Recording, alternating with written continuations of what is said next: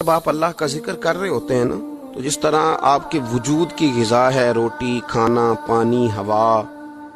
صحت، سانس،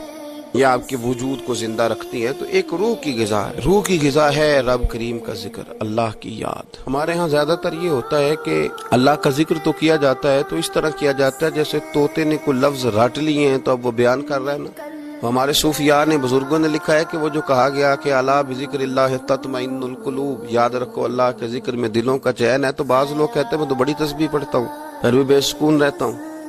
تو اس کا جواب وہ یہ دیتے ہیں کہ چونکہ انہوں نے اللہ کا ذکر کیا تو صحیح، لیکن اس طرح کرتے رہے جیسا طوطا رٹ کے کر رہا تھا۔ اگر غور کرتے اس بات پر، توجہ دیتے اس بات پر، اگر ان کا یہ ایک ذہن بن جاتا کہ میں بھلا کیا کہہ رہا ہوں، جب ان کی زبان سے نکلتا سبحان اللہ،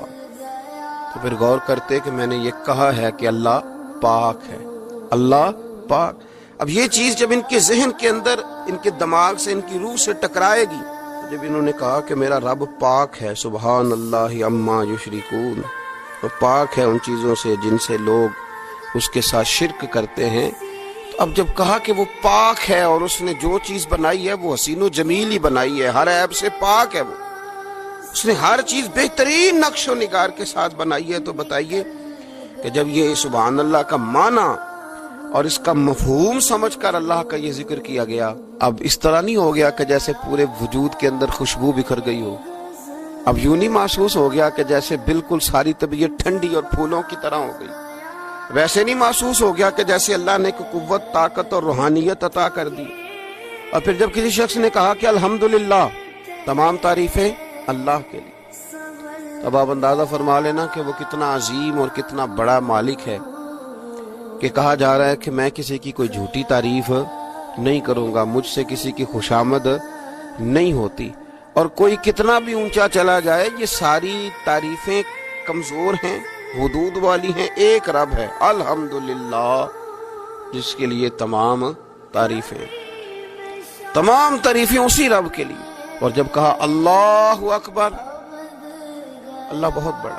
جب اس کی زبان سے یہ جملے نکلتے ہیں تو آپ ذرا غور فرمائیں کہ وہ کہاں پہنچ جاتا ہے۔ وہ پھر کیا کبھی کسی سے ڈرے گا؟ وہ کسی چیز کا خوف طاری کرے گا؟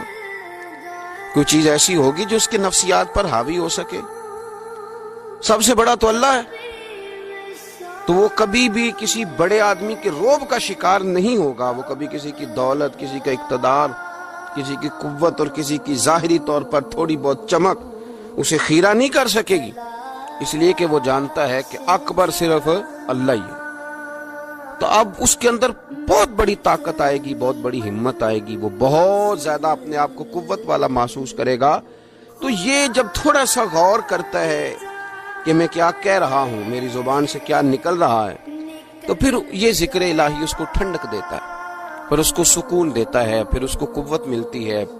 اس لیے میرے نبی پاک صلی اللہ علیہ وسلم نے فرمایا مثل الذی یذکر ربہ والذی لا یذکر مثل الحی والمیت، او کما قال صلی اللہ علیہ وسلم۔ یہ بخاری مسلم کی حدیث ہے۔ نبی پاک صلی اللہ علیہ وسلم نے فرمایا اس کی مثال جو رب کا ذکر کرے اور اس کی مثال جو اللہ کا ذکر نہ کرے، مثل الحی والمیت، ان لوگوں کی مثال کی طرح ہے جو زندہ اور مردہ ہوتے ہیں۔ گویا ذکر کرنے والا زندہ ہے، ذکر کرنے والا زندہ ہے، اور ذکر نہ کرنے والا ہواؤں میں اڑ رہا ہے، کروڑوں روپے اس کی جیب میں پڑے ہوئے ہیں،